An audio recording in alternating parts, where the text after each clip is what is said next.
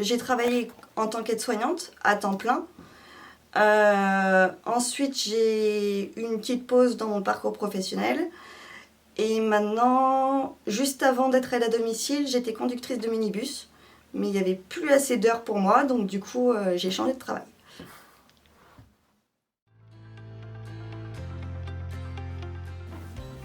Du coup, comme je le disais, travailler pour le CIAS me permet de concilier ma vie professionnelle et personnelle.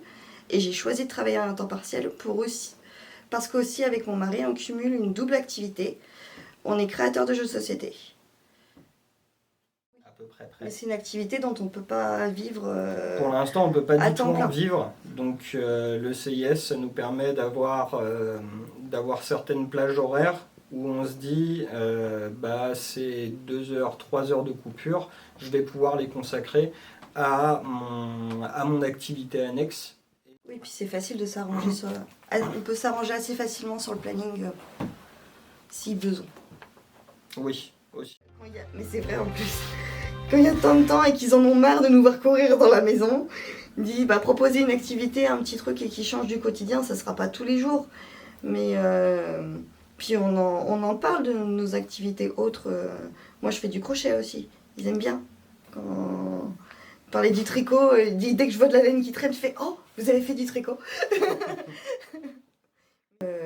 Et puis ça peut être un moyen de discuter, de changer le quotidien de certains de nos bénéficiaires pour passer un bon moment. Il y a 2 formations sur l'animation et entre autres le jeu dans l'activité d'aide à domicile. Et du coup, forcément qui nous intéresse. Je pense à un truc parce que j'en ai parlé à ma responsable. On peut faire des soins de confort aussi. Ce qui rejoint un peu mon métier de base.